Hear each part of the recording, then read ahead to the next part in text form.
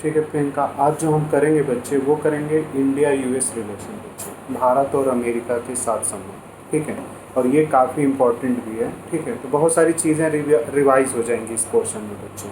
जब भी हम भारत और अमेरिका की बात करते हैं बच्चे, तो भारत और अमेरिका के ही संबंध नहीं देखेंगे, इसके साथ भारत और पाकिस्तान का भी संबंध इसमें आ जाएगा, भारत और बांग्लादेश का भी संबंध आ जाता है बच्चे, चाइना का भी संबंध आ जाता है, रशिया के साथ भारत के किस प्रकार से संबंध है ये भी इसमें देखने को मिलती है। तो जब हम अमेरिका और भारत के संबंध पढ़ते हैं बच्चे, तो उसके साथ बाकी विश्व के देशों के साथ किस प्रकार का संबंध है ये भी आपको देखने और पढ़ने को मिलना शुरू हो जाता है बच्चे। आई बात समझ में? ठीक है, तो जैसे अगर हम बात करते हैं बच्चे कि कोल्ड वार के बाद अगर पूछा जाता है कि कोल्ड वार के बाद विश्व की महाशक्ति या विश्व का सुपर पावर किसको बोला जाता है, तो वहाँ पे जनरली ध्यान में रखना है कि जो कोल्ड वार की जब समाप्ति हुई बच्चे, ठीक है, कोल्ड वार की समाप्ति हुई, न्यू कोल्ड वार की जब समाप्ति हो गई बच्चे, तो उस समय विश्व का सबसे जो ताकतवर देश था या जिसको आप सुपर पावर बोलते हो बच्चे, वो अमेरिका था। इसको सुपर पावर कंट्रीज बोला जाता है बच्चे। लेकिन उसी शीत युद्ध के बाद भारत की स्थिति क्या थी बच्चे, तो शीत युद्ध के जस्ट बाद, नौ शीत युद्ध के बाद अगर भारत की स्थिति देखी जाए बच्चे, तो भारत जो थी एक उभरती हुई शक्ति थी बच्चे। ठीक है ना, 90 के बाद अगर देखोगे तो भारत एक क्या थी, उभरती हुई शक्ति थी। क्यों उभरती हुई शक्ति भारत को बोला जाता है? क्योंकि 90 के बाद भारत ने अपनी अर्थव्यवस्था को क्या किया, ओपन किया। और जब भारत ने अपनी अर्थव्यवस्था को ओपन करना शुरू किया, तो एक तो कहीं ना कहीं भारतीय अर्थव्यवस्था इतनी बड़ी थी जो विश्व में भारत के महत्व को बढ़ाया बच्चे। दूसरी चीज़ है, भारत में एक बहुत बड़ा मानव संसाधन था बच्चे, तो दूसरे देश को एक सस्ता, हमारे यहाँ से चीप लेबर भी क्या हुआ, अवेलेबल हुआ बच्चे। तो ये भी कहीं ना कहीं भारत को एक महाशक्ति के रूप में क्या करता है, प्रदर्शित करता है। और 90 के बाद अगर देखोगे बच्चे, तो भारत और अमेरिकी संबंध जो थे क्या हो रहे थे, अच्छे हो रहे थे। तो भारत के साथ अमेरिका के संबंध क्या हो रहे थे, बेहतर हो रहे थे बच्चे। तो ये भी कहीं ना कहीं बताने की कोशिश करता है कि भारत जो है वो एक उभरती हुई भारत एक उभरती हुई क्या है, शक्ति है। अगर एशिया में देखा जाए तो भारत अपना एक महत्वपूर्ण स्थान रखता है बच्चे। ठीक है ना, चाइना को अगर कोई देश प्रति संतुलित कर सकता है, मतलब चाइना को अगर कोई देश डिसबैलेंस कर सकता है, प्रति संतुलित कर सकता है बच्चे, तो सिर्फ भारत में ही क्षमता है। इसलिए अमेरिका हर समय चाहता है कि एक तो मेरे राष्ट्रीय हितों की प्राप्ति हो, और जो एशिया पैसिफिक का क्षेत्र है, एशिया और प्रशांत महासागर का जो क्षेत्र है, और इनमें जो जो देश हैं, मतलब चाइना अपना काम करते रहे, लेकिन चाइना जो है वो अमेरिका की शक्तियों को चुनौती न दे दे, इसके लिए अमेरिका क्या करता है, चाइना के खिलाफ भारत को एक तरह से क्या करता है, तैयार करता है और खड़ा करता है कि कहीं ना कहीं चाइना को अगर प्रति संतुलित करना पड़ा इस शक्ति संतुलन के क्षेत्र में, तो वो सिर्फ भारत कर सकता है, पाकिस्तान की क्षमता नहीं है बच्चे। इसलिए भी भारत जो है वो अमेरिका जो है वो भारत के साथ अपने संबंधों को बेहतर करने की कोशिश कर रहा है, और उस संबंध से भारत को भी फायदा हो रहा है। कुछ लोग इसकी आलोचना भी करते हैं कि नहीं, भारत की कहीं ना कहीं संप्रभुता का एक प्रकार से हनन हो जाएगा। वो एक गलत चीज़ है अंतर्राष्ट्रीय राजनीति में। ठीक है ना, कोई भी चीज़ निश्चित नहीं होती है। तो जब भी लगे कि आपके राष्ट्रीय हितों को फायदा हो सकता है, तो आप सारी परिस्थितियों को देखते हुए उस देश से आप क्या कर सकते हैं, मदद ले सकते हैं बच्चे। क्लियर है बच्चे ये पॉइंट्स, कि भारत जो है वो एक उभरती हुई शक्ति है बच्चे। क्यों उसको बोला जाता है, तो भारत की एक बहुत बड़ी अर्थव्यवस्था है बच्चे। इस बड़ी अर्थव्यवस्था के वजह से बच्चे दूसरे देश को कहीं ना कहीं फ़ायदा मिलता है। तो जब दूसरा देश हमारे देश में कार्य करने आएगा बच्चे, तो अपनी मर्जी से थोड़ी कार्य करना शुरू कर देगा, जैसा हम चाहेंगे वैसा कार्य वो करेगा, और हम जो क्षेत्र देंगे वहाँ पे कार्य करेगा। तो कहने का मतलब मैं शक्तिशाली हुआ बच्चे, जैसा मैं बोल रहा हूँ वैसे आप कार्य करेंगे। ठीक है, आप आइए, साउथ कोरिया की कंपनी है, अमेरिकन कंपनी है, यूरोपियन कंपनी है, तो ऐसा मतलब थोड़ी होता है कि अगर आपने निवेश किया तो आप हमारे ऊपर दादागिरी करना शुरू कर देंगे। कहीं ना कहीं मैं आपको क्या करूँगा, संतुलित करने की कोशिश करूँगा। जैसे अभी वोडाफोन का मामला चल रहा था बच्चे, पहले ये हच हुआ करता था, एसआर हच नाम से एक कंपनी थी भारतीय, बाद में उसमें कुछ, ठीक है ना, ब्रिटेन की वोडाफोन कंपनी है बच्चे, तो हज को टेक ओवर जो थी वो वोडाफोन ने की थी, और उसमें कुछ टैक्स का मैटर था बच्चे। उस टैक्स के मैटर पे ब्रिटेन की जो वोडाफोन कंपनी थी उसमें बहुत बड़ा एक पेनाल्टी भारत सरकार के राजस्व विभाग से लगाया गया था। भले वो अंतर्राष्ट्रीय मामले में गया, उसमें वोडाफोन को फ़ायदा प्राप्त हुआ, मतलब जो रिजल्ट आया, डिसीजन आया, वो कहीं ना कहीं वोडाफोन में। लेकिन कहीं ना कहीं हम शक्ति तो रख रहे थे ना, आपके ऊपर दबाव बना सकते हैं और नियंत्रित कर सकते हैं बच्चे। तो ये चीज़ें कहीं ना कहीं एक उभरती हुई शक्ति की क्या होता है, कैरेक्टरिस्टिक्स होता है बच्चे। तो जब भी आप देखते हो कि उभरती हुई शक्ति किसको बोला जा रहा है, तो कहीं ना कहीं उभरती हुई शक्ति जो है वो भारत है बच्चे। और एक लोकतांत्रिक देश है बच्चे, एक स्वतंत्र न्यायपालिका है, मानवाधिकारों की पूरी यहाँ पे व्यवस्था है बच्चे। तो दूसरे देश को भी लगता है कि ये देश कार्य करने के लिए एक बेहतर, ठीक है ना, क्षेत्र हो सकता है, एक बेहतर, ठीक है ना, एक पूरा एक बेहतर चीज़ हो सकती है। भारत कहीं ना कहीं बाकी देशों के कंपैरिजन में बेहतर है बच्चे, जहाँ लेबरों से संबंधित अधिन कानून है बच्चे, इंटेलेक्चुअल प्रॉपर्टी राइट से रिलेटेड कानून है बच्चे। तो ये कहीं ना कहीं भारत को बाकी देशों के लिए एक बेहतर मार्केट के रूप में बाकी के देश भारत को देखते हैं बच्चे, इसलिए भारत में आना भी चाहते हैं बाकी के देश व्यापार करने के लिए बच्चे, ठीक है।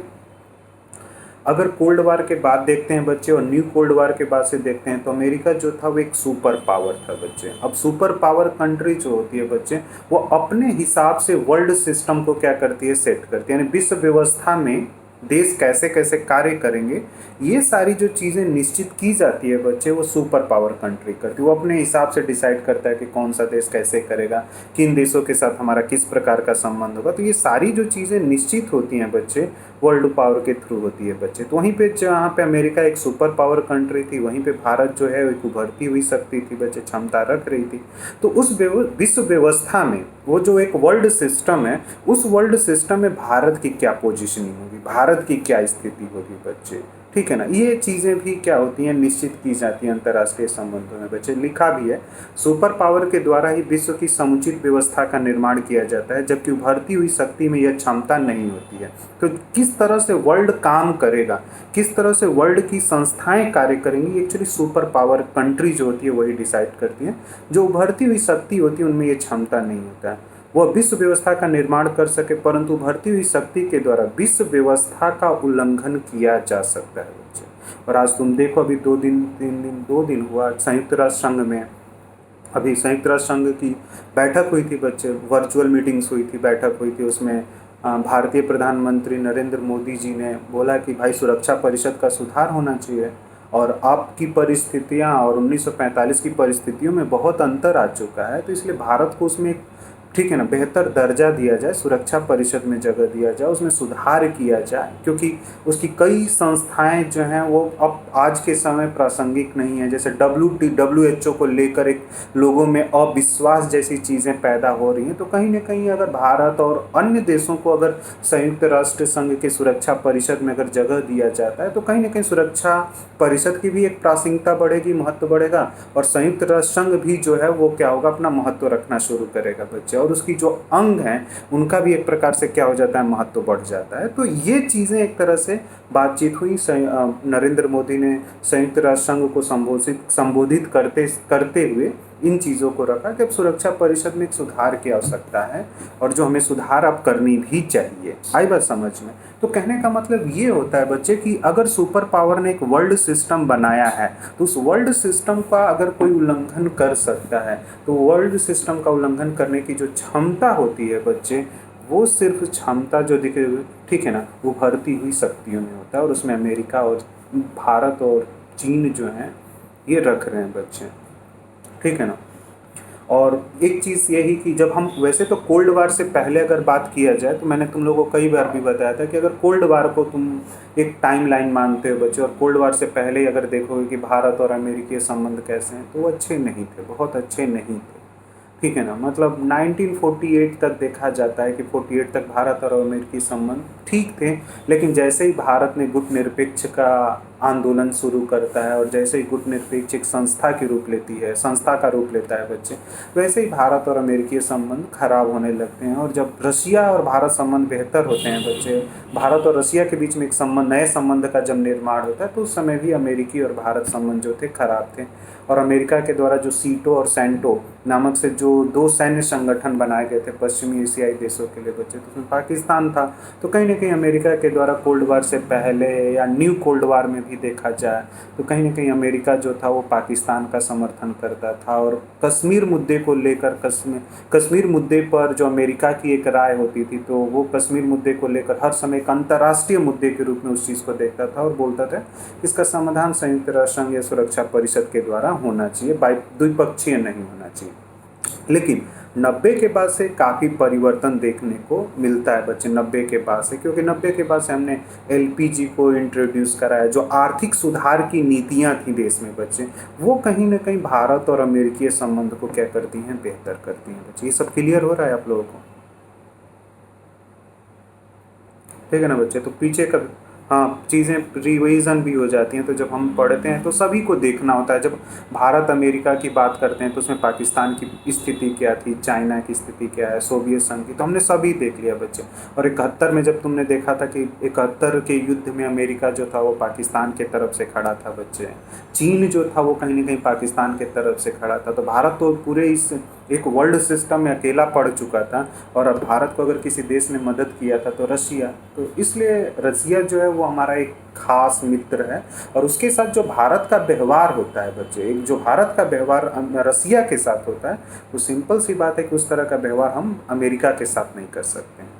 रसिया के साथ हमारा काफ़ी खासा याराना है बच्चों। उसके साथ हमारा जो व्यवहार होता है वो बहुत अलग तरीके का होता है। इसलिए तुम देखोगे कि आज भी हमने एक संतुलन हमने बना रखा है, जबकि हमें अंतर्राष्ट्रीय ग्लोबल पावर में, ठीक है, अगर 90 के बाद से देखा जाए तो अमेरिका एक सुपर पावर कंट्री हो गई बच्चे। लेकिन 90 से पहले अगर देखा जाए तो बाइपोलर सिस्टम था, मतलब बाइपोलर मतलब दो देश थे जो काफ़ी ताकतवर थे, जिसमें यूएसएसआर की बात होती है बच्चे और अमेरिका की बात थी। तो अमेरिका यूएसएसआर और रसिया यूएसएसआर को हल्के में नहीं ले सकते हैं। और यूएसएसआर का जो उत्तराधिकारी बना 90 में बच्चे तो वो रसिया ही बना था।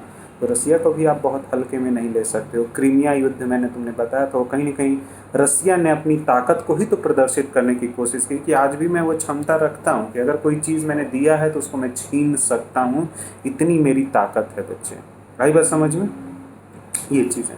तो सिंपल सी बात, जब भी क्वेश्चन होगा कि अच्छा आप बताइए कि कोल्ड वार के बाद भारत और अमेरिकी संबंध कैसे थे, तो वहाँ बताना है कि कोल्ड वार के बाद भारत और अमेरिकी संबंध जो थे वो काफ़ी अच्छी भी हुए। जैसे सामरिक समझौता भी हुआ अमेरिका और भारत के बीच में, आर्थिक समझौते भी हुए, और भारत और अमेरिका में किसी भी प्रकार का राजनीतिक तो समस्या था नहीं। तो कहीं ना कहीं सामरिक और एक प्रकार से हम क्या कर सकते हैं, सामरिक समझौते हैं भारत और अमेरिका के बीच, वो भी न्यू कोल्ड वार की समाप्ति के बाद से बच्चे, या कोल्ड वार की समाप्ति के बाद से हम बोल सकते हैं बच्चे। तो कहीं ना कहीं ये चीज़ें।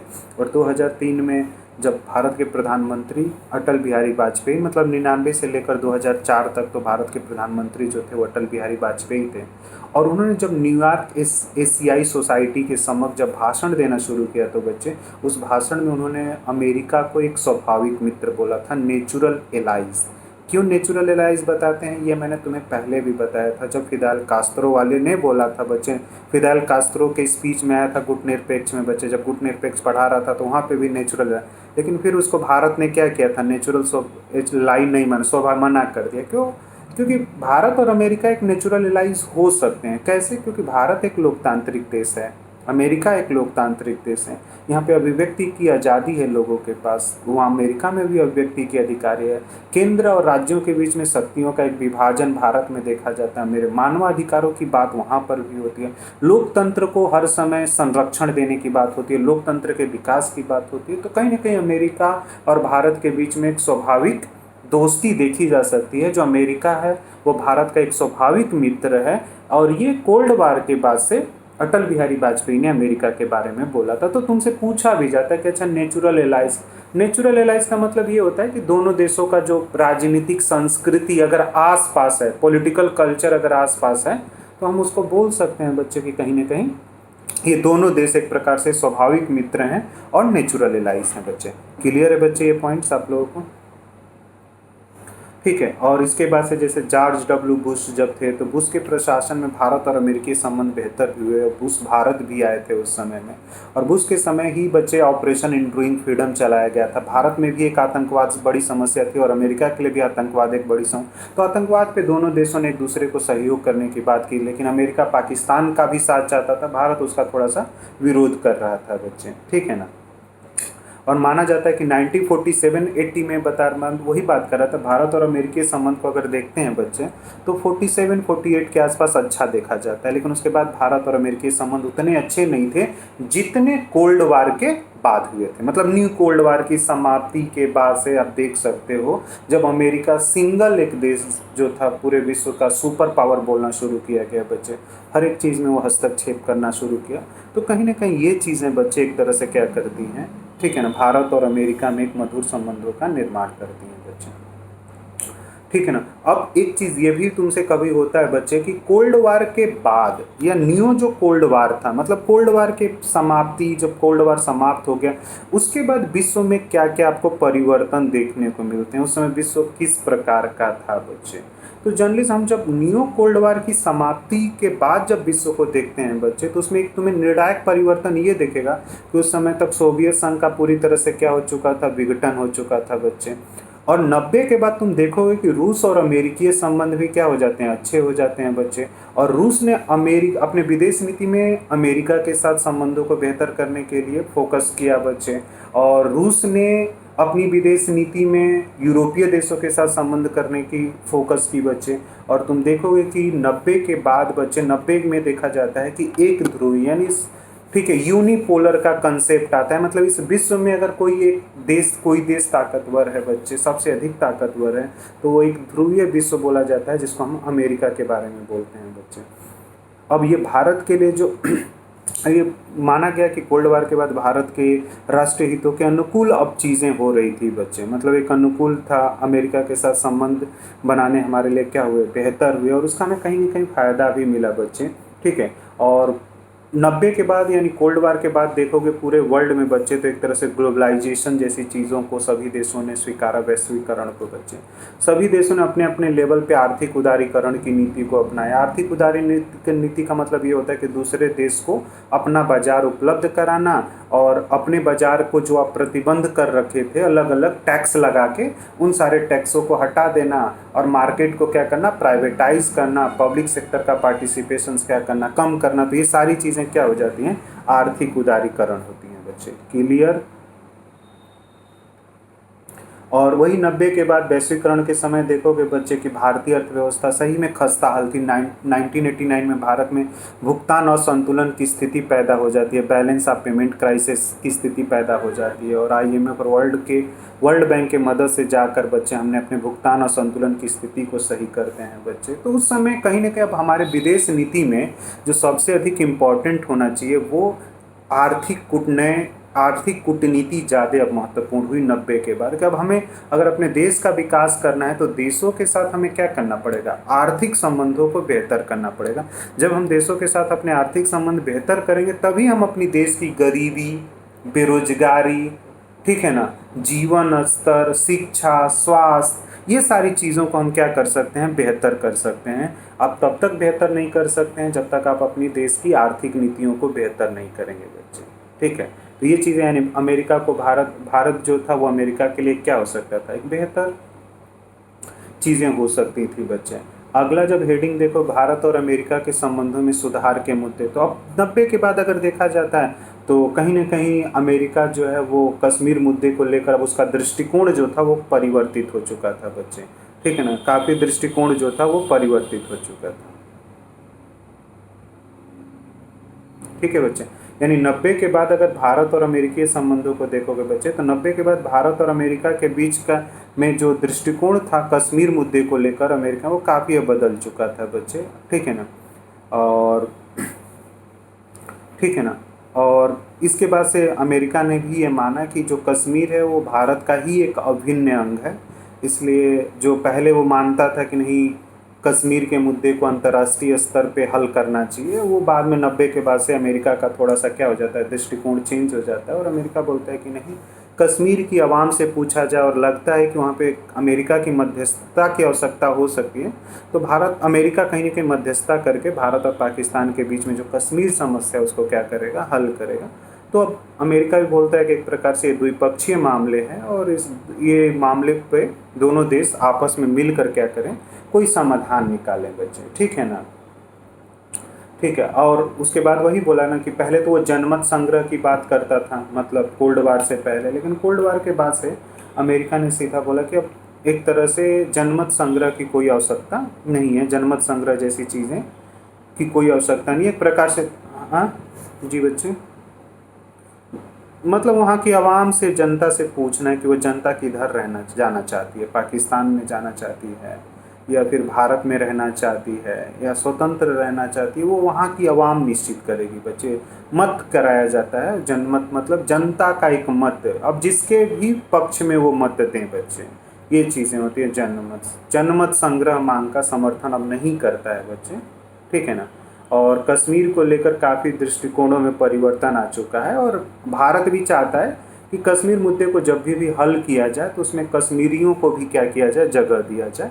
तो अटल बिहारी वाजपेयी ने काफ़ी कोशिश किया था कि कश्मीर में जो भी पॉलिटिकल ग्रुप्स हैं उनको इन्वॉल्व किया जाए और उनको लेकर पाकिस्तान से बातचीत किया जाए और फिर इस कश्मीर मुद्दे को हल किया जाए बच्चे। क्योंकि देखो, अगर आप नहीं हल करेंगे तब तक ये आतंकवाद जैसी समस्या क्या होगी, बढ़ी रहेगी बच्चे। माइक तुम लोग का पीछे से ऑन है बच्चे, तो शोर बहुत अधिक हो रहा है, तो प्लीज़ माइक बंद कर लो आप लोग,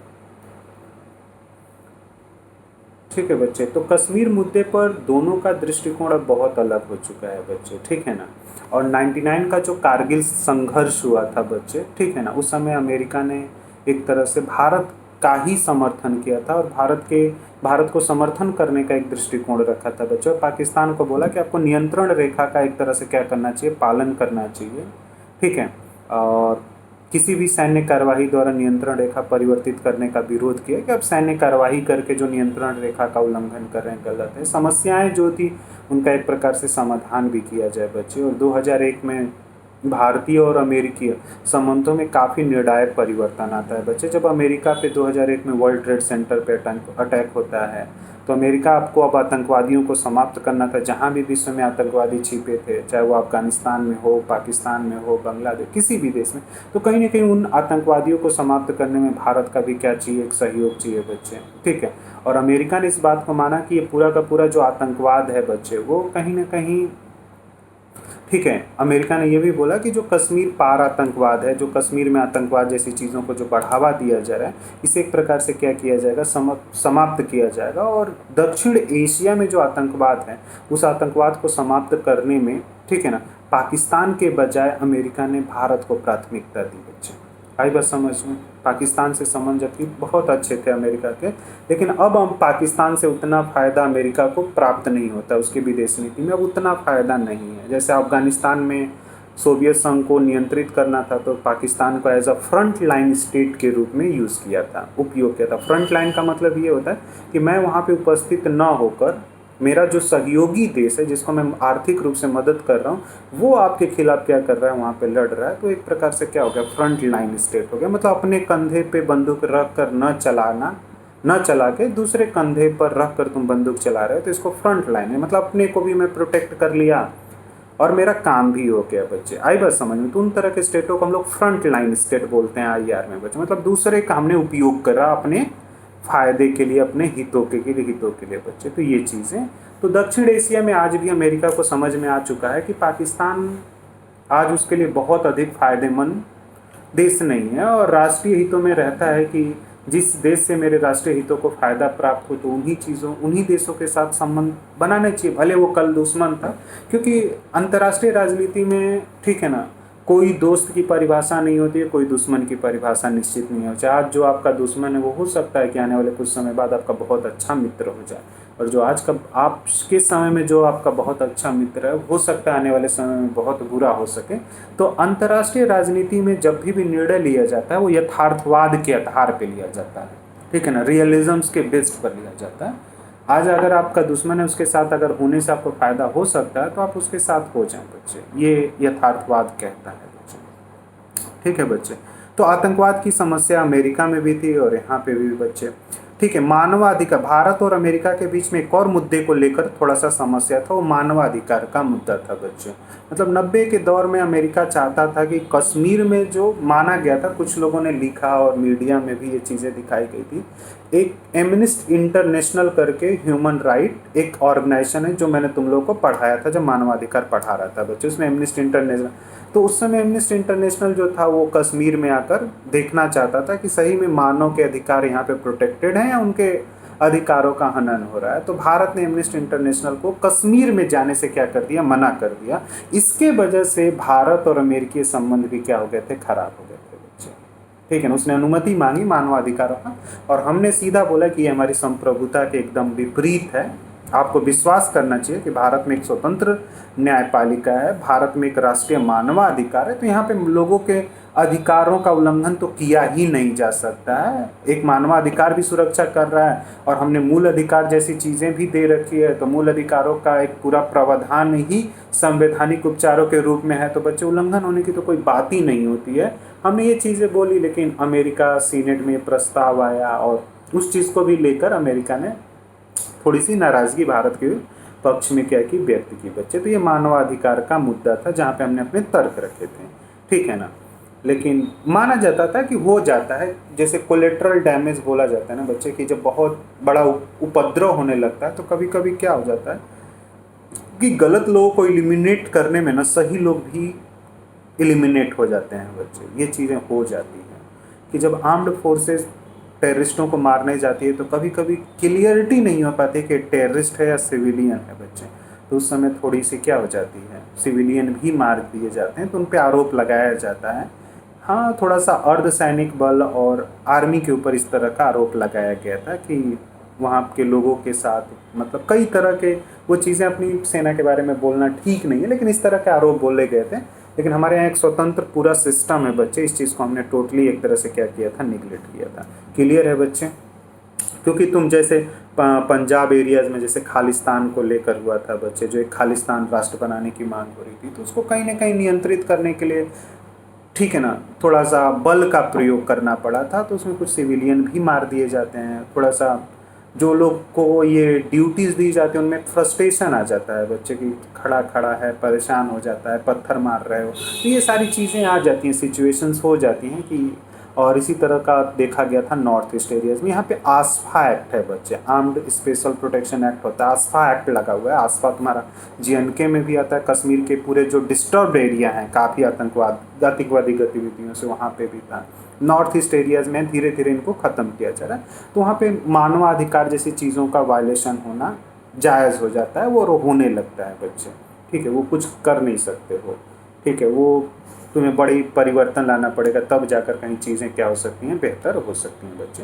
तो ये मानवाधिकारों को लेकर था। लेकिन 2001 के बाद से बच्चे देखोगे कि भारत और अमेरिकी संबंध इन सभी मुद्दों पे ठीक ठाक हो गए। और आज भी अमेरिका जैसे इराक में हस्तक्षेप किया था बच्चे, तो इराक में जो हस्तक्षेप सद्दाम हुसैन सरकार के खिलाफ जो किया था, वहाँ पर भी यही था कि अमेरिका जो सद्दाम हुसैन है वो रासायनिक हथियारों का जनता के ऊपर उपयोग करने वाले हैं, तो जनता के बचाव के लिए उसने हस्तक्षेप किया था। कुछ लोगों ने कहा कि संयुक्त राष्ट्र संघ के मना करने के बाद भी अमेरिका ने ऐसी चीज़ें की है, जबकि सुरक्षा परिषद में कोई इस प्रकार का प्रस्ताव। तो वही होता है ना कि थोड़ा सा जो पावरफुल हो जाता है वो दादागिरी टाइम टू टाइम में कभी ना कभी क्या कर देता है, दिखाना शुरू कर देता है। तो ये चीज़ें ध्यान में रखना है। थोड़ा सा मानवाधिकारों का माना जाता है कि भारतीय सैनिक और अर्धसैनिक बलों के द्वारा असम और जम्मू कश्मीर और पंजाब में मानवाधिकारों का उल्लंघन किया गया है। ये अमेरिका का एक राज्य विभाग है बच्चे, स्टेट डिपार्टमेंट है, उसने एक रिपोर्ट डेवलप निकाली थी,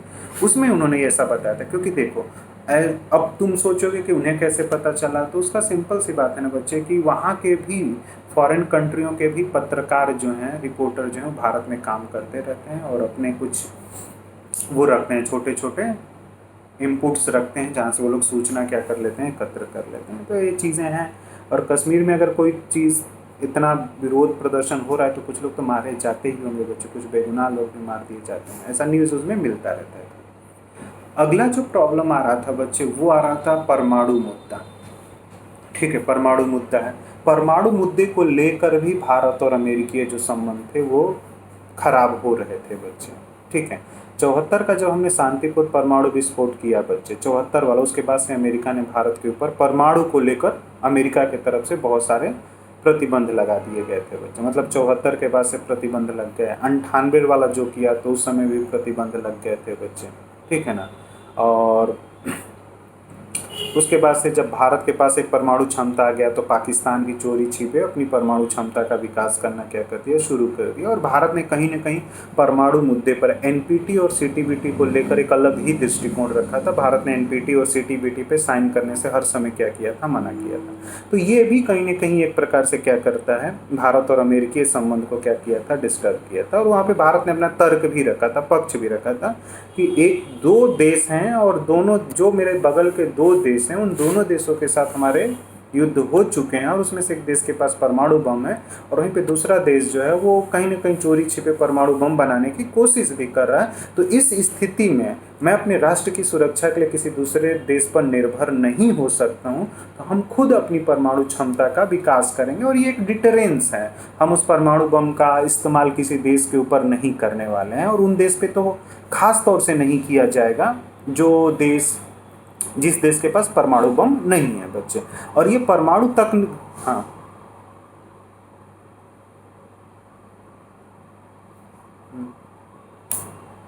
प्रतिबंध कहने का मतलब ये था कि अमेरिका ने, प्रतिबंध क्या मतलब, मैं हमने खुला ही रखा था, मतलब ऐसी कोई संधि हमने साइन ही नहीं की थी जिसके वजह से भारत पे परमाणु प्रतिबंध लगे कि भारत, अगर हम साइन कर देते तो फिर तो हम परमाणु परीक्षण कर ही नहीं कर सकते थे बच्चे। तो हमने कोई साइन ही नहीं किया था बच्चे।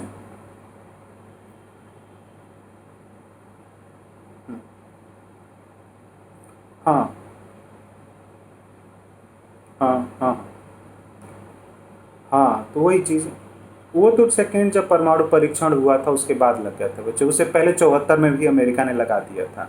74 के बाद से जो परमाणु परीक्षण हुआ था 74 वाला सोवियत संघ की मदद से, उसके बाद ही अमेरिका ने अपने तरफ से परमाणु, भारत के परमाणु को लेकर एक तरह से क्या कर दिया था, प्रतिबंध लगा दिया था। मतलब परमाणु से संबंधित जो तकनीकी है, जो रिसोर्सेज होते हैं बच्चे, वो अमेरिका के द्वारा भारत को नहीं दिए जाएंगे, इस तरह का प्रतिबंध था उसमें, ठीक है ना।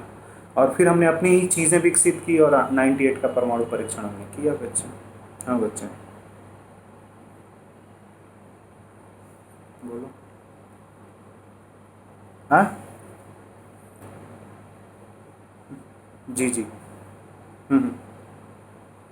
हाँ हाँ, भारत के पूरे विश्व की तरफ से नहीं, ये 98 वाला भी यही था, मतलब पूरे विश्व ने नहीं, सोवियत संघ ने हमारे ऊपर नहीं लगाया था, ठीक है ना। और इसमें काफ़ी चीज़ें बात हुई थी, जैसे 90 के बाद से तुम जर्नलिस्ट देखोगे कि जब किल्टन, मतलब बिल किल्टन जो थे वो हेड ऑफ स्टेट थे अमेरिका के बच्चे, तो उस समय अमेरिकी और अमेरिका और रूस के बीच में भी संबंधों को बेहतर करने की बात हुई। और जहाँ पे उन्होंने आर्म्स को डिडक्ट करने के लिए, आर्म्स जो था उसको कम करने की बात हुई थी बच्चे। तो जैसे कुछ परमाणु हथियार जो थे वो बेलारूस में, कजाकिस्तान में, यूक्रेन में रसिया ने रखे थे बच्चे। तो ये हुआ कि इन देशों से रसिया अपने परमाणु हथियारों को वापस ले, ठीक है। और जो सोवियत संघ के साइंटिस्ट हैं, जो सोवियत संघ परमाणु वैज्ञानिक होते हैं, जो एटॉमिक साइंटिस्ट होते हैं, उन साइंटिस्टों को और उन इंजीनियरों को लीबिया और ईरान जैसे देश में जाने से क्या किया जाए, रोका जाए। क्योंकि इन देशों पे आरोप था कि ये कहीं ना कहीं देश आतंकवाद को बढ़ावा देते हैं। तो अगर यहाँ के साइंटिस्ट जाएंगे और उन देशों की मदद करेंगे तो हो सकता है कि आतंकवादी संगठनों के अगर हाथ में परमाणु बम आ गया तो कहीं ना कहीं वो मानवता के लिए बहुत खतरनाक हो सकता है बच्चे। तो ये चीज़ें थी। और दक्षिण एशिया में परमाणु प्रसार न फैले, ठीक है ना, दक्षिण एशिया में परमाणु का प्रसार न फैले, उसके लिए भारत के ऊपर अमेरिका ने प्रतिबंध लगाया था। ये उसका उद्देश्य था कि अगर भारत पे प्रतिबंध लगा देते हैं तो दूसरे देशों में भी एक डर पैदा होगा और फिर दूसरे देश जो है वो परमाणु परीक्षण नहीं करेंगे। तो भारत में एक परमाणु प्रसार जो है वो उसका फैलाव नहीं होगा, परमाणु जो प्रसार है वो बढ़ेगा नहीं। तो ये कहीं पर्पस था, ठीक है ना, भारत के ऊपर अमेरिका के प्रतिबंध का। ये तुम्हें ध्यान में रखना है कि अमेरिका ने भारत, अगर तुमसे कोई क्वेश्चन पूछेगा तो कंसेप्चुअल जानना चाहता है कि अच्छा अमेरिका ने भारत के ऊपर जो परमाणु परीक्षण के बाद से जो प्रतिबंध लगाए थे वो क्यों लगाया गया। तो वो इसलिए लगाया गया था कि एक तो दक्षिण एशियाई जो देश की अर्थव्यवस्था वो बहुत अच्छी नहीं है, और दक्षिण एशियाई देश में अगर किसी एक देश के पास परमाणु बम आ जाता है तो दूसरे देश को उस देश से एक भय पैदा होने लगता है, डर पैदा होने लगता है। और ये भय और डर उस देश को भी मनोबलित करेगा बच्चे, उसके मनोबलों को बढ़ाएगा और वो पूरा अपना संसाधन परमाणु बम पे खर्च कर देगा। और इस प्रकार से एक परमाणु हथियारों की दौड़ लगेगी दक्षिण एशिया में, और कहीं ना कहीं एक प्रकार से कुछ भी अगर एक समस्या पैदा होती है तो देश कहीं ना कहीं परमाणु बम का इस्तेमाल कर देंगे और उससे पूरी मानवता खत्म हो सकती है, क्योंकि इसका इस्तेमाल देखा गया था कितना बुरा होता है नागासाकी और हिरोशिमा पे बच्चे। ठीक है, इसीलिए नहीं कोई चाहता था कि परमाणु बम का प्रसार हो बच्चे। ठीक है ना, परमाणु बम के प्रसार को रोकने के लिए ही 74 में जब भारत ने पहला टेस्ट किया उसके बाद अमेरिका ने प्रतिबंध लगाया, और 98 में तो अमेरिका ने सुरक्षा परिषद में भी प्रस्ताव लाकर सभी देशों को बोला कि लगाया जाए, प्रतिबंध लगाया जाए। ठीक है ना, लेकिन उस चीज़ का रशिया ने भी 98 का जो परमाणु परीक्षण था उसका रशिया ने भी एक तरह से समर्थन नहीं किया था, लेकिन विरोध भी नहीं किया। थोड़ा सा रसिया क्या हो गया, तटस्थ हो गया था बच्चे। लेकिन कहीं ना कहीं वही, अगर विरोध भी नहीं कर रहे हो, तटस्थ रह रहे हो, तो माना जाता है कि आपके भी दिमाग में चल रहा होगा, ठीक है ना, कि भारत ने सही नहीं किया है। तो ये चीज़ें थी बच्चे उसमें। क्लियर? और नीचे जब आओगे बच्चे तो ठीक है ना, एनपीटी और सीटीबीटी पर हस्ताक्षर नहीं किया है भारत ने। ठीक है ना, भारत जो है वो एनपीटी और सीटीबीटी ही लाया गया था। परमाणु हथियारों की जो एक दौड़ शुरू हो रही थी बच्चे, उस दौड़ को क्या करना, रोकना। ठीक है ना, परमाणु हथियारों की या जो भी हथियार बन रहे थे उनकी दौड़ को, जो देश लग रहे थे हथियार बनाने की एक भीड़ में, उन चीज़ों को एक प्रकार से रोकना क्या हो गया था, उद्देश्य हो गया था बच्चे। लेकिन एनपीटी पर भारत ने साइन करने से मना किया, सीटीबीटी पर भी भारत ने साइन करने से मना किया। लेकिन ऐसा नहीं कि भारत ने ही सीटीबीटी पर साइन नहीं किया था, और भी देश थे जिन्होंने सीटीबीटी पर साइन करने से मना कर दिया बच्चों। पाकिस्तान ने भी नहीं किया। हाँ, मतलब वो चाहता है कि भारत के द्वारा पहले हो फिर मैं करूँगा। ठीक है, तो ऐसा है। ठीक है, तो ये चीज़ें जर्नलिस्ट ध्यान में रखना है बच्चे। ठीक है, और 98 का जो पोखरण परमाणु विस्फोट था बच्चे, ठीक है ना, उसका उद्देश्य था न्यूनतम परमाणु प्रतिरोधक क्षमता, न्यूनतम परमाणु प्रतिरोधक क्षमता। ठीक है ना, ठीक है, मिनिमम एटॉमिक डिटरेंस या न्यूक्लियर डिटरेंस होता है बच्चे। मतलब मैंने ये परमाणु जो तकनीकी मैंने विकसित की है वो कहीं ना कहीं मैंने अपनी सुरक्षा के लिए की है बच्चे, अपनी सुरक्षा के लिए, अपने विकास के लिए की है। हमारा कोई पर्पज़ नहीं है किसी देश को धमकी देना और ये। ठीक है, तो भारत पर व्यापक आर्थिक प्रतिबंध लगाए गए थे, मतलब आर्थिक चीज़ों पर भी प्रतिबंध लग गया, तकनीकी चीज़ों पर भी प्रतिबंध लग गया, और ये 2001 तक प्रतिबंध लगे थे। और अमेरिका प्रतिबंध हटा दे इसके लिए जो उस समय विदेश मंत्री जसवंत सिंह थे बच्चे और स्ट्रोबेल टॉलबोल्ट जो थे, उनके बीच में कई राउंड बातचीत हुआ बच्चे। ठीक है ना, लेकिन सफल नहीं हो पाए। मतलब वो अमेरिका ने खुद ही 2001 में जाकर चीज़ों को क्या किया था, हटाया था बच्चे, उससे पहले अमेरिका ने नहीं हटाया। ठीक है ना, तो बातचीत भी हुई थी क्योंकि 98 में लगा और भारत की अर्थव्यवस्था धीरे धीरे खराब हो रही थी बच्चे। उस समय जसवंत सिंह और जो उस समय अमेरिका के, ठीक है ना, जो ये पूरा मैटर देख रहे थे, रिप्रेजेंटेटिव स्ट्रोब टॉलबोल्ट जो थे, उनके बीच में कई राउंड्स मीटिंग्स हुए थे, लेकिन कोई खास उसका मतलब नहीं निकला। लेकिन उसी समय लादेन ने 2001 में क्या कर देता है, वर्ल्ड ट्रेड सेंटर पे अटैक करता है, और वो वर्ल्ड ट्रेड सेंटर ही बच्चे आतंकवाद की तरफ पूरा अमेरिका का फोकस कर देता है डायरेक्शन, और अफगानिस्तान की तरफ फोकस करता है आतंकवाद को ख़त्म करने। और उसके बाद से दक्षिण एशिया में मदद तो चाहिए, तो कौन मदद कर सकता है, तो वो भारत मदद कर सकता है। तो भारत को एक उत्तरदायी देश माना, और ये भी माना कि भारत भी कहीं ना कहीं आतंकवाद से एक प्रभावित है, और भारत एक रिस्पॉन्सिबल कंट्री है। ये विश्व को अमेरिका ने मैसेज भी दिया कि भारत एक रिस्पॉन्सिबल कंट्री है, भारत कभी भी अपने परमाणु बमों का दुरुपयोग नहीं करेगा किसी देश को धमकी देने के लिए। भारत एक लोकतांत्रिक देश है, मानव अधिकारों, व्यक्ति में इसका ज़्यादा से ज़्यादा एक प्रकार से क्या होती है, श्रद्धा होती है, तो ये ऐसा नहीं करेगा। तो ये चीज़ें जर्नलिस्ट वहाँ पे लिखी गई थी बच्चे। क्लियर? तो वो ठीक हुई थी। और भारत और अमेरिका के बाद बच्चे देखोगे कि द्विपक्षीय व्यापार भी बढ़ना शुरू होता है कोल्ड वार के बाद से, न्यू कोल्ड वार की समाप्ति के बाद से। मतलब लगभग $40 बिलियन का लगभग द्विपक्षीय व्यापार हो रहा था, और अमेरिका को भारत में बड़ा एक निवेश क्षेत्र माना जा रहा था। ठीक है, अमेरिका में काफ़ी उसने निवेश भी किया, अमेरिकी कंपनियाँ आकर भारत में कार्य भी करना शुरू की। ठीक है, बहुत सारे बच्चे जो थे वो अमेरिका पढ़ने के लिए जाने शुरू हुए। तो ये कहीं ना कहीं बच्चे, ठीक है। और दूसरी जो एक हरित क्रांति लानी थी, एक तो पहली हरित क्रांति हुई थी बच्चे सेकेंड 5 ईयर प्लान में, उसके बाद से एक हमें सेकेंड रेवोल्यूशन भी लाना था, ग्रीन रेवोल्यूशंस लाना था, जिससे कि बाकी भारत के क्षेत्रों का विकास किया जाए। उसमें एक तकनीकी की हमें ज़रूरत थी, और उसके लिए हमें अमेरिका ही क्या कर सकता था, मदद कर सकता था बच्चे। तो ये चीज़ें जान लो। तो आर्थिक संबंधों को तुम देख सकते हो। नवंबर 2010 में अमेरिकी राष्ट्रपति भारत आते हैं बच्चे, ये 2 बार आए थे भारत। ठीक है। और 2010 में जब बराक ओबामा में आए बच्चे, तो रिपब्लिक डे पर आए थे, एक बार उससे पहले भी आए थे। तो उस समय बराक ओबामा ने बोला था कि भारत को सुरक्षा परिषद में अस्थायी सदस्य की सदस्यता मिलनी चाहिए, इसका ओबामा ने समर्थन भी किया। ठीक है, भारत, ठीक है ना, बल्कि उन्होंने बोला कि भारत एक उभरती हुई शक्ति नहीं है, भारत का उभार हो चुका है। तो कहीं ना कहीं डोनाल्ड ट्रंप के द्वारा भी क्या किया गया था, बोला गया था। ठीक है, और ये चीज़ें तुम्हें यहाँ पे ध्यान में रखना है बच्चों। ठीक है, मतलब बराक ओबामा के द्वारा बोला गया कि भारत एक, ठीक है ना, एक उभरता हुआ, उभर चुका है देश है, तो कहीं ना कहीं से अस्थायी सदस्यता मिलनी चाहिए बच्चे। ठीक है ना, तो ये चीज़ें। और भारत और अमेरिका के बीच में कई सैन्य प्रैक्टिसेस भी होते हैं, आर्मी ड्रिल्स होते हैं बच्चे, ठीक है ना, डिफेंस ड्रिल्स होते हैं पैसिफिक और इंडियन ओशियंस में। तो इस सैन्य, इसको सामरिक बोला जाता है बच्चे। ठीक है ना। और कोल्ड वार के बाद भारत और अमेरिका ने मिलकर बोला कि एक रीजनल पीस के लिए भी काम करेंगे और सुरक्षा के लिए भी हम दोनों मिलकर काम करेंगे। विदेश नीति में हिंद महासागर की थोड़ी सी भूमिका क्या हो गई, बढ़ गई बच्चे। ठीक है ना। और 2001 के बाद से तुम देखो कि अब जो सैन्य सामग्री होती है बच्चे, सेना से संबंधित जितने भी उपकरण होते हैं, वो कहीं ना कहीं उपकरण जो हैं वो अब अमेरिका से भी लेते हैं, रसिया से भी लेते हैं, हमने बंद नहीं किया। ये चीज़ें हैं बच्चे।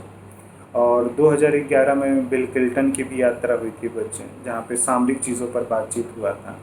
ठीक है, 2011 में भारतीय रक्षा मंत्रालय और अमेरिका की बोइंग लॉकहीड मार्टिन विमानों को नहीं खरीदा गया F-16 अमेरिकी खरीदने के संबंध में। ठीक है, क्योंकि थोड़ा सा भारत अपोज करता है, क्योंकि जो F-16 अमेरिकन फाइटर प्लेन्स हैं बच्चे, वो F-16 फाइटर प्लेन पाकिस्तान के पास भी है। तो जो हथियार पाकिस्तान के पास है, वही हथियार अगर हमारे पास भी हो, और वो भी अमेरिका के द्वारा, तो युद्ध में फिर नुकसान बराबर का हो जाता है बच्चे। तो अगर भारत बस यही चाहता है कि जो फाइटर प्लेन आप पाकिस्तान को देंगे, वो फाइटर प्लेन आपसे हम नहीं लेंगे, या जो भी आप सैन्य उपकरण पाकिस्तान को देंगे, वो सैन्य उपकरण मैं आपसे नहीं ले सकता हूँ। ठीक है, क्योंकि उसका नुकसान हमें हो सकता है, क्योंकि उसकी शक्ति और क्षमता के बारे में एक तरह से क्या होता है, पता होता है बच्चे। तो ये कोई भी देश नहीं कर सकता। और कहीं ना कहीं भारत जो है वो अमेरिका के लिए एक बहुत बड़ा हथियारों का मार्केट है बच्चे, यहाँ पे हथियार काफ़ी लिए जाते हैं, बड़ा देश है, तो सुरक्षा के पर्पज़ से भी हमें हथियारों की ज़रूरत होती है बच्चे। तो ये चीज़ें जानिए। ठीक है, रक्षा से संबंधित भी और सैन्य से संबंधित भी क्या हो रहे हैं, ठीक है, संबंधों को बेहतर करने पर दोनों देशों के बीच में बातचीत चल रही है बच्चे। तो ये चीज़ें, तो इसी को, जहाँ पे हम लोग सैन्य और रक्षा से चीज़ों पे बात करते हैं बच्चे, इसी को जनरली सामरिक समझौता बोला जाता है, जिसमें सेना और रक्षा से संबंधित अगर बातचीत हो रहा है तो उस समझौते को तुम लोग सामरिक समझौता बोल सकते हो। तो जब भी सामरिक समझौता पढ़ोगे तो उसमें तुम्हें पता होना चाहिए कि इसमें सेना से संबंधित, या सेना से संबंधित कोई समझौता हो रहा है, या रक्षा उत्पादन से संबंधित कोई समझौता हो रहा है, तो वो चीज़ें जनरली जो आती हैं वो सामरिक समझौते के अंतर्गत आती हैं बच्चे। क्लियर है? ठीक है ना। एक चीज़ का भारत हर समय विरोध करता था, इंड यूज़र मॉनिटरिंग एग्रीमेंट 2009 में बच्चे। ठीक है ना, इंड यूज़र मॉनिटरिंग एग्रीमेंट, इसमें ये था कि अमेरिका से जो भी उपकरण लिया जाता था ना, तो अमेरिका उस चीज़ का क्या करता था ना, निगरानी करता था कि आप इस जो हथियार या जो भी चीज़ें आपने हमसे खरीदा है, ठीक है ना, उसका उपयोग कैसे कर रहे हो। भारत ने इसका विरोध किया, नहीं कि ये चीज़ ठीक नहीं, अगर हमने खरीद लिया आपसे तो आप आकर चेक मत करो उस चीज़ को। ठीक है ना, इंड यूज़र मॉनिटरिंग का मतलब ये होता है कि वो चीज़ें हमें अपने तरीके से आप यूज़ करने दो। ठीक है ना। ठीक है, और माना जाता है कि इस समझौते की वजह से कहीं ना कहीं भारत को एक बड़ा, भारत का बाजार जो है वो अमेरिका के लिए क्या हुआ था, उपलब्ध हुआ था बच्चे। ठीक है ना, क्योंकि ये इंड यूज़र जो मॉनिटरिंग एग्रीमेंट था ना बच्चे, ये बड़ी समस्या कर रहा था पहले। ठीक है, तो बहुत सारी इसमें रिस्ट्रिक्शंस थी, उन सारी रिस्ट्रिक्शंस को लगभग 2009 में इंड यूज़र मॉनिटरिंग एग्रीमेंट के तहत क्या किया गया था, ख़त्म किया गया था। हम बच्चे नहीं, उसको ये इसका नहीं, हाँ हाँ, उसके साथ भी होता है, ये सभी देशों के साथ अमेरिका करता है, जब करता था तो। ठीक है, एक्चुअली इसमें होता है कि अमेरिका से जो भी आप हथियार लोगे तो उसका कैसे आप उपयोग कर रहे हो वो चेक करता था, वो ठीक नहीं होता है। ठीक है ना, वो कहीं ना कहीं हमारी सुरक्षा के लिए खतरा हो सकता है बच्चे।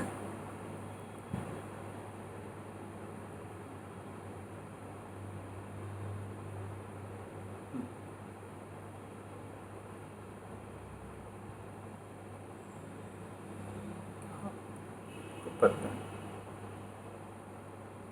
हाँ, तो उसमें होते ही ये, हाँ, इसी संधि से पहले आती है बच्चों। उसमें इसमें तो जैसे भारत ने ख़त्म करा लिया, ठीक है ना। ठीक है, इसमें तो ख़त्म है, मतलब आप नहीं चेक कर सकते हो। पहले होता है कि वो जब दिया जाएगा तो अमेरिका देखता रहता है, चेक करता रहता है कि आप इस चीज़ का कैसे उपयोग कर रहे हो। कोई पार्ट्स ख़राब हो गया तो वो चीज़ आप अमेरिका की ही कंपनी से लो, कहीं चाइनीज़ मटेरियल लेकर मत लगा दो और कल को बोलो कि अरे अमेरिका तो ख़राब प्रोडक्ट देता है। तो इससे अमेरिका की थोड़ी सी मार्केट वैल्यू जो होगी वो क्या होने लगती है, ख़राब होने लगती है। तो बोला गया था ना, वर्ष 2011 में भारत और अमेरिका से हथियार खरीदने वाला तीसरा सबसे बड़ा देश बन गया। भारत ने अमेरिका से $4.5 बिलियन के हथियारों की खरीद का समझौता किया। भारत और अमेरिका के बीच ये समझौता अत्यंत महत्वपूर्ण माना है, जिससे भविष्य में अमेरिका हथियारों के निर्यात में आने वाली बाधाएं समाप्त हो जाए। अमेरिका ने यह समझौता उन देशों के साथ किया जिसे वो हथियार निर्यात करता है। इसकी विशेषता निम्नलिखित है। अमेरिका द्वारा निर्यातित रक्षा उपकरणों को अमेरिका के अनुमति के बिना किसी अन्य देश को बेच नहीं सकते हैं। तो अगर आपने अमेरिका से कोई चीज़ लिया है तो वो आप अपने उपयोग के लिए लिए, आप उसको बेच नहीं सकते हैं। भारत अमेरिकी रक्षा उपकरणों में सुधार नहीं करेगा, मतलब आप खुद नहीं करोगे। चीज़ ख़राब हो गई तो अमेरिका से इंजीनियर और जो भी टेक्नीशियन होंगे वो आएंगे और उस चीज़ को ठीक करेंगे बच्चों। ये सारी चीज़ें थी उससे पहले। इन रक्षा उपकरणों के विभिन्न सामान अमेरिका से ही लिए जाएंगे, मतलब कोई पार्ट अगर ख़राब हो जाता है तो भी आपको कहाँ से लेना पड़ेगा, अमेरिका से लेना पड़ेगा। भारत ने कहा ये थोड़ी होता है, इसलिए ये चीज़ें थोड़ी सी दिक्कत कर रही थी। अमेरिका इन उपकरणों का निरीक्षण भी कर सकता है और निरीक्षण के स्थान का चयन भारत के द्वारा निर्धारित किया जाए। तो ये सारी चीज़ें थी बच्चे। तो इस चीज़ का एक तरह से क्या किया गया, ठीक है ना, विरोध हो रहा था, लेकिन बाद में इसमें कुछ चीज़ों को संशोधित करके एक तरह से क्या किया गया था, लागू किया गया था बच्चे। आई बात समझ में?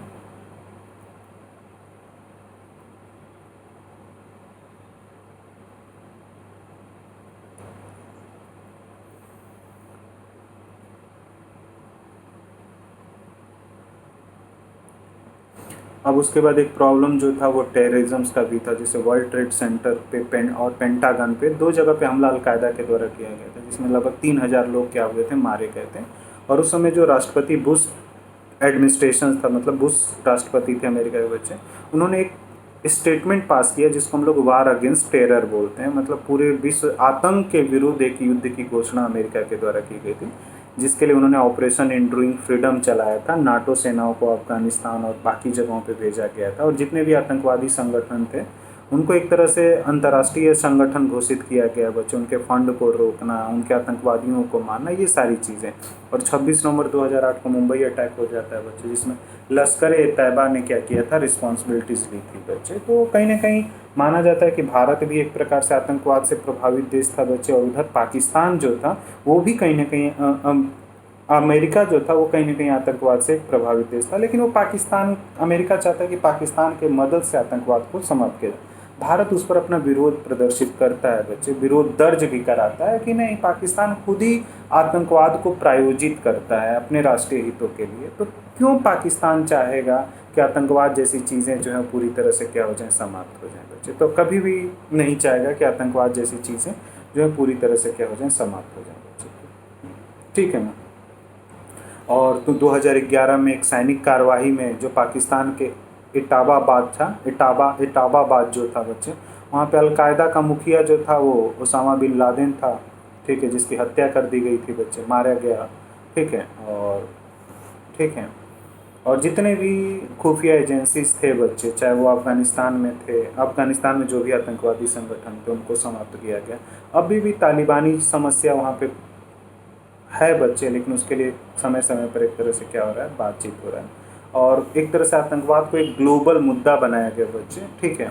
और जो भी आतंकवाद समर्थन करने वाले देश हैं उन पर भी प्रतिबंध लगा, और उनके जितने भी फंड, फाइनेंशियल सोर्सेज होते हैं बच्चे, उनको भी विश्व के सभी देश अब क्या करते हैं, मॉनिटर करते रहते हैं बच्चे। और आतंकवाद के लिए जितनी भी सपोर्टिव चीज़ें होती हैं, जिससे ड्रग से उनको पैसा ड्रग से पैसा जो मिलता है बच्चे, वो आतंकवादी संगठन फिर उसे हथियार और, ठीक है ना, जो लोग होते हैं आतंकवादी गतिविधियों में शामिल होने जाते हैं, उनको कहीं ना कहीं तैयार किया जाता है बच्चे। तो वो कहीं ना कहीं लोकतांत्रिक देशों के लिए काफ़ी खतरा होता है। और आतंकवाद एक बहुत बड़ी समस्या है आज विश्व में बच्चे, जो विकास को क्या कर रही है, प्रभावित कर रही है। तो आपको आतंकवाद के साथ मिलकर कहीं ना कहीं लड़ना पड़ेगा।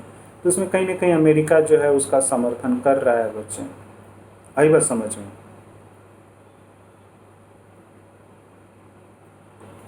ठीक है। एक चीज़ और भी आओगे तो दोनों के दृष्टिकोण में काफ़ी परिवर्तन देखने को मिलता है बच्चे। भारत एक बहुध्रुवीय विश्व का समर्थन करता है। मतलब बहुध्रुवीय का विश्व का मतलब ये होता है कि कोई एक देश ताकतवर नहीं होगा। शक्तियाँ जो होगी वो किसी एक देश के पास नहीं होगी। जो शक्तियाँ होंगी वो कई देशों में क्या होनी चाहिए, विभाजित होनी चाहिए। कई देशों के पास शक्तियाँ होनी चाहिए। तो उस प्रकार का जो व्यवस्था होता है ना बच्चे, जहाँ पे शक्तियाँ कई देशों में होती हैं। जब प्रथम विश्व युद्ध से पहले जो देश विश्व था उसको बहुध्रुवीय विश्व बोला जाता है बच्चे।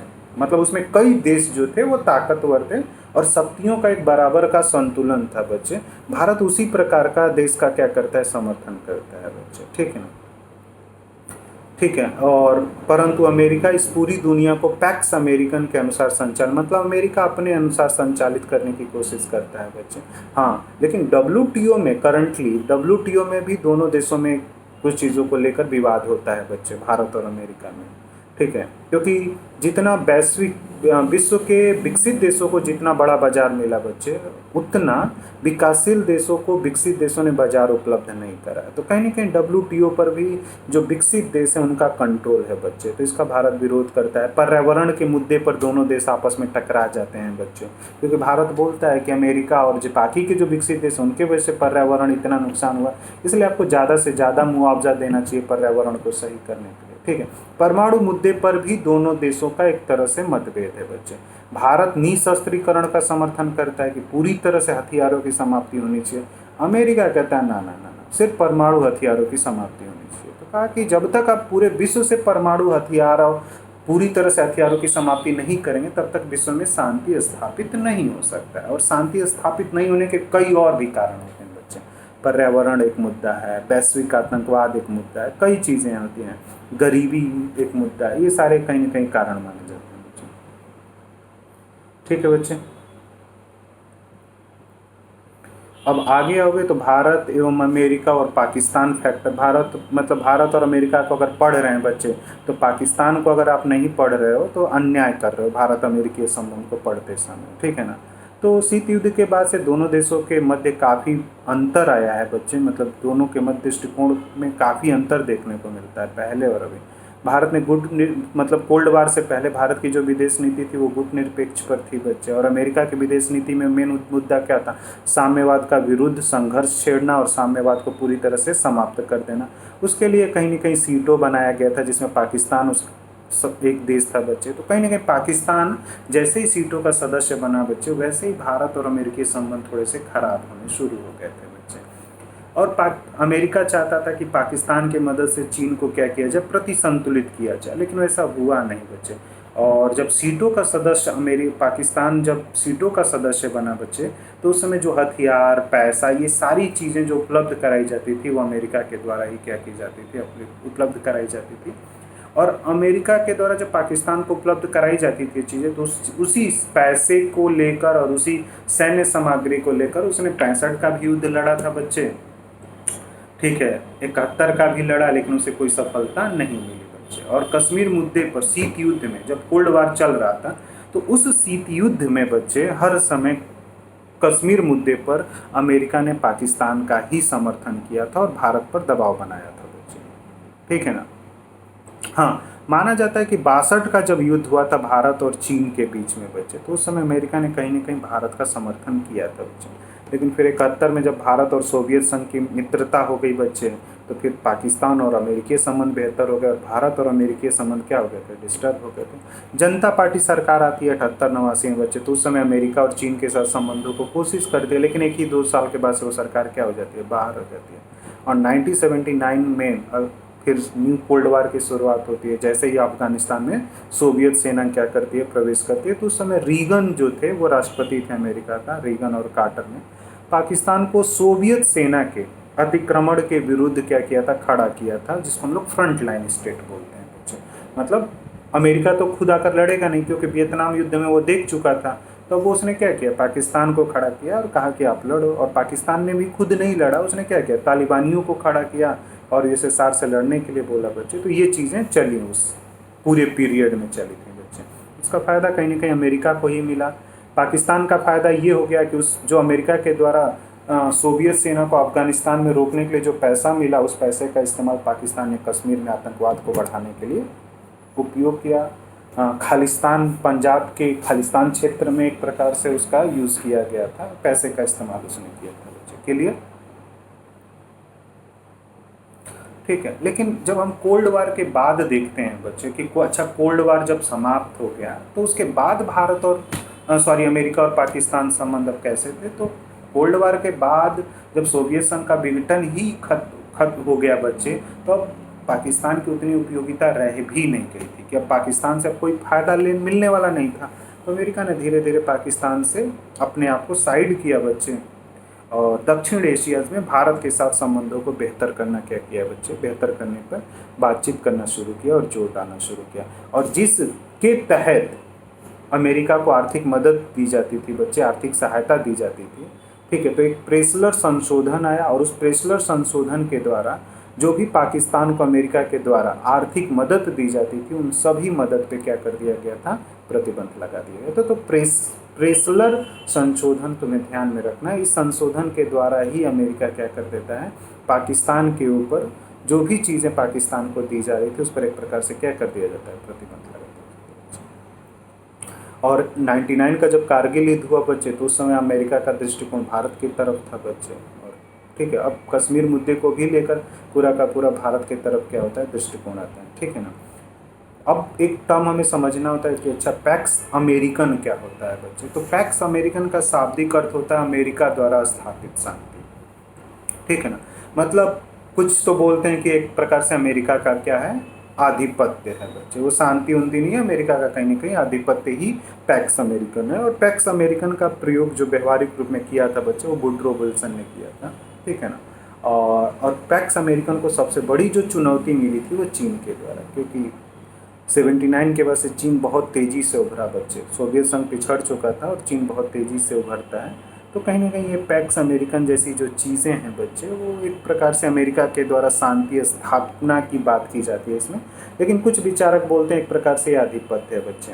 नीचे आओगे बच्चे तो भारत अमेरिका सिविल परमाणु समझौता है, जो 2005 में हुआ था बच्चे, जॉर्ज बुश के समय हुआ था। ठीक है, लेकिन अमेरिका में कौन कौन से अमेरिकी राष्ट्रपति हैं जो भारत आए थे, ये तुम्हें ध्यान में रख के जाना है। हो सके कि पेपर में क्रोनोलॉजिकली अरेंज करने के लिए दे दे। तो आइजनहावर सबसे पहले आए थे बच्चे 1956 में, जिमी कॉर्टर है 1979 में आते हैं, बिल क्लिंटन है 2000 में, जॉर्ज बुश 2005 में, और ओबामा जो थे वो 2010 में आए थे बच्चे।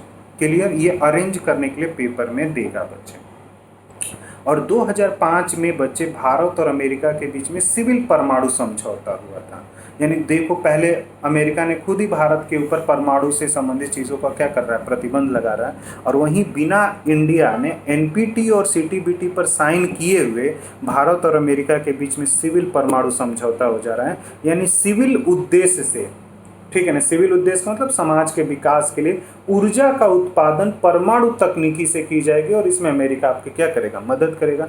विश्व के बहुत सारे देशों ने अमेरिका के इस नीति की आलोचना की, और इसके लिए अमेरिका को अपने संविधान में क्या करना पड़ा, संशोधन करना पड़ा, जहाँ पे अमेरिका ने भारत के परमाणु पर क्या कर रखा था, प्रतिबंध लगा रखा था। तो अब अमेरिका को शुरू करना था परमाणु कार्य बच्चे भारत में, तो उसको क्या करना पड़ा, प्रतिबंधों में मतलब जो प्रतिबंध लगे थे उसको हटाने के लिए संशोधन करना पड़ा। उस संशोधन को 123 संशोधन बोलते हैं।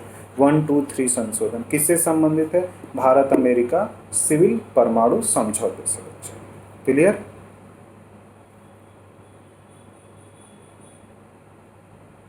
वन टू थ्री संशोधन है, नाम है उसका 123, 123। जैसे हम लोग 101वां संविधान संशोधन, इस तरह का उसका भी संशोधन होता है ना।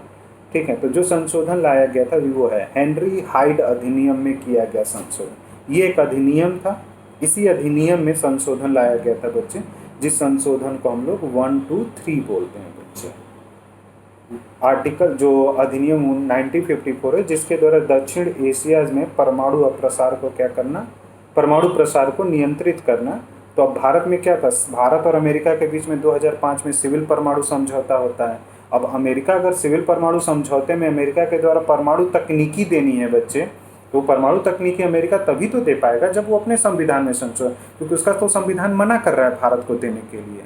तो अमेरिका ने क्या किया, 1, 2, 3 के अंतर्गत, ठीक है, भारत और अमेरिकी परमाणु समझौते को स्थापित किया और बोला कि जो भी देश परमाणु ईंधन भारत को देना चाहते हैं वो दे सकते हैं, परमाणु संसाधन दे सकते हैं। ये चीज़ें इसमें हुई थी बच्चे। क्लियर है बच्चे? इसी को 1, 2, 3 बोला जाता है बच्चे। ठीक है। एक पॉलिसीज आई थी बच्चे ओबामा के समय में, जिसको हम लोग अमेरिका की एशिया केंद्रित नीति बोला जाता है। 2011 में तुमसे सीधा क्वेश्चन पूछेगा कि एशिया केंद्रित नीति क्या है बच्चे, किसके द्वारा लाई गई थी, किसके विदेश नीति का ये उद्देश्य था। तो अमेरिकी विदेश नीति का उद्देश्य है बच्चे एशिया केंद्रित नीति, क्योंकि अमेरिका को अपना विकास करना है बच्चे, और अमेरिका को लगता है कि एशिया देशों से ही मेरा ज़्यादा से ज़्यादा विकास हो सकता है, तो इसलिए मेरा पूरा फोकस अब जो होना चाहिए वो एशिया की तरफ होना चाहिए। तो अमेरिका ने 2011 से अपनी विदेश नीति में पूरा का पूरा फोकस किधर शिफ्ट कर दिया है बच्चे, पूरा का पूरा शिफ्ट कर दिया है एशिया की तरफ, और इधर ज़्यादा से ज़्यादा सेना जो है वो अमेरिका के द्वारा क्या की जा रही है, लाई जा रही है, जिससे कि सुरक्षा व्यवस्था बनाया जाए। एशिया और प्रशांत महासागर का जो क्षेत्र है बच्चे, इसी को जनरली तुम एशिया केंद्रित नीति बोल सकते हो, जिसमें Japan, Australia, New Zealand, Bharat, America ये एक व्यापारिक क्षेत्र बनाना चाहते हैं, जिससे कि सभी देशों को क्या हो, फायदा हो सके बच्चे। और ये किस राष्ट्रपति के समय आया था, तो बराक ओबामा के समय में। इसके 5 मूल सिद्धांत हैं, वो पढ़ सकते हो तुम। जो एशिया केंद्रित विदेश नीति है बच्चे अमेरिका की, उसमें है क्या, इस क्षेत्र में अमेरिका के सहयोगियों के साथ संबंधों को सुदृढ़ करना, जैसे जापान, दक्षिण कोरिया, थाईलैंड, फिलीपींस, ऑस्ट्रेलिया। अब तुम देखो जापान के साथ भारत के संबंध अच्छे हैं बच्चे, दक्षिण कोरिया के साथ संबंध अच्छे हैं, थाईलैंड के साथ भी हमारा व्यापारिक गतिविधियां बढ़ रही है, ऑस्ट्रेलिया के साथ बढ़ रही हैं। तो इस चाहता है, अमेरिका भी चाहता है कि इस ब्लॉक का मैं भी पार्ट बनूँ बच्चे, क्योंकि मुझे भी कहीं ना कहीं फ़ायदा मिलेगा। आई बात समझ में? ये एशिया केंद्रित नीति है बच्चे। पूरा अमेरिकी विदेश नीति में एकदम एशिया के तरफ क्या हो रहा है, फोकस हो रहा है बच्चे, क्योंकि ये सारी उभरती हुई नई शक्तियाँ हैं, उभरते हुए देश हैं। तो यहाँ पे विकास कार्य बहुत तेज़ी से होगा, और अमेरिका के पास तकनीकी है, पैसा है, वो लगा के और भी अपने देश को क्या कर सकता है, विकसित कर सकता है बच्चे। आई बात समझ में? और दूसरा, चीन जो बहुत तेज़ी से उभर रहा है, उसको क्या किया जा सकता है, नियंत्रित किया जा सकता है बच्चे। तो चीन का उभरने से अमेरिका को कोई दिक्कत नहीं है, ठीक है ना। बस अमेरिका चाहता है कि मेरे हित भी क्या हो, सुरक्षित रहें, इसलिए वो चीन के साथ इस मुद्दे पर भी तैयार है कि अगर कल को आपसे सैन्य संवाद करना पड़े, सैन्य बातचीत भी करना पड़े, तो मैं बातचीत करूँ। और अमेरिका इधर के क्षेत्रीय संगठनों को भी क्या कर रहा है, मजबूत कर रहा है। जैसे सार्क कंट्रियाँ मैंने बताया था, उसमें अमेरिका ऑब्जर्वर कंट्री है बच्चे, आसियान में ऑब्जर्वर कंट्री है बच्चे। तो ये कहीं ना कहीं एक तरह से एशिया केंद्रित नीति है बच्चे, कि अमेरिका को अगर विकास करना है तो इधर ही आना पड़ेगा, दूसरा कोई नहीं है बच्चे। ठीक है। हथियारों पे नियंत्रण लगाने के लिए बच्चे एक क्लब है जो अमेरिका के द्वारा बनाया गया था, अंतर्राष्ट्रीय व्यवस्था में बच्चे, ठीक है ना, जो इंटरनेशनल सिस्टम है उसमें जो हथियारों का एक तरह से एक्सपोर्ट होता है बच्चे, उस पर एक प्रकार से नियंत्रण करने के लिए ICER का कंसेप्ट आया था बच्चे, ठीक है ना, इंटरनेशनल एक्सपोर्ट कंट्रोल रिजिम्स इसको बोलते हैं, मतलब इसमें हथियारों का। और इस तरह के क्लब में भी भारत जो है बच्चे क्या हो गया, सदस्य बन चुका है, ठीक है। तो कहीं ना कहीं मानी जा रही है कि भारत की एक प्रकार से कूटनीतिक जीत है बच्चे, ठीक है ना, इस तरह के कंट्रोल रिजिम्स का अगर पार्ट बन रहा है। और बिना संधि NPT CTBT साइन किए हमने बहुत सारे हथियारों से संबंधित जो ब्लॉक थे बच्चे, उनका पार्ट हम बन चुके हैं, ठीक है ना। अब हम कोशिश हमारी ये है कि न्यूक्लियर सप्लायर ग्रुप का हम सदस्य बने, जिसको NSG बोला जाता है। इसमें लगभग, ठीक है ना, NSG ग्रुप है बच्चे, जिसमें अभी भारत सदस्य नहीं है। इसी तरह से ऑस्ट्रेलिया समूह भी है बच्चे, जो ये तुम लोगों को मैंने पढ़ाया भी होगा और वीडियोस भी डाल रखा होगा। मिसाइल कंट्रोल रिजीम्स है, इसमें भी भारत को सदस्यता मिल चुकी है। तो अब तो धीरे धीरे बिना भारत ने NPT CTBT साइन किए हुए बहुत तरह के जो हथियारों, आर्म्स रेस को कंट्रोल करने के लिए जितने भी संगठन थे या जो भी इंटर गवर्नमेंटल ऑर्गेनाइजेशंस थी, उन सब का भारत धीरे धीरे क्या बन गया, हिस्सा बन चुका है बच्चे। तो कहीं ना कहीं भारत को एक महाशक्ति के रूप में क्या करता है, प्रदर्शित करता है कि भारत एक महाशक्ति के रूप में क्या हो रहा है बच्चे। आई बात समझ में बच्चे? और 2014 में बच्चे जैसे ही भारत और अमेरिका के बीच में परमाणु समझौता हुआ, वैसे ही ऑस्ट्रेलिया और भारत के बीच में परमाणु समझौता हुआ। तो जो परमाणु तकनीकी है बच्चे, उसमें कुछ तकनीकी तो हमें ऑस्ट्रेलिया, जापान नहीं दे रहा है, लेकिन फ्रांस कंपनियां सपोर्ट कर रही हैं। फ्रांस की कंपनियां जो परमाणु रिएक्टर लगाती हैं, परमाणु रिएक्टर बनाती हैं बच्चे, कैसे बनता है, ये सारी चीज़ें हाँ, ऑस्ट्रेलिया के द्वारा जो मिनरल्स होते हैं उसमें जो तत्व डाले जाते हैं बच्चे, वो सारा तत्व जो है वो अमेरिका के और ऑस्ट्रेलिया के द्वारा आ रहा है बच्चे, ठीक है। तो कई चीज़ें हुई थी, मतलब नाभिकीय ऊर्जा के शांतिपूर्ण उपयोग में सहयोग, ठीक है ना। तो हम यूरेनियम ले रहे हैं अमेरिका से, ऑस्ट्रेलिया से यूरेनियम ले रहे हैं, और यूरेनियम के द्वारा ही वो पूरा का पूरा परमाणु ऊर्जा संयंत्र जो है वो क्या करता है, कार्य करता है बच्चे। रेडियो आइसोटॉप का उत्पादन करना, ये सारी चीज़ें, ठीक है, काफ़ी ठीक ठाक। और बिना एनपीटी सीटीबीटी के हुए चीज़ें हमें मिल रही हैं, तो कहीं ना कहीं भारत को, अब लोग बोलते हैं कि कोई आवश्यकता नहीं है कि अगर भारत की चीज़ें हो रही हैं तो भारत को अगर एनर्जी का मेंबर नहीं भी बनाया जाता है तो उससे कोई भारत के ऊपर बहुत बड़ा प्रभाव नहीं पड़ने वाला है बच्चे। तो ये भारत और अमेरिकी संबंध था बच्चे।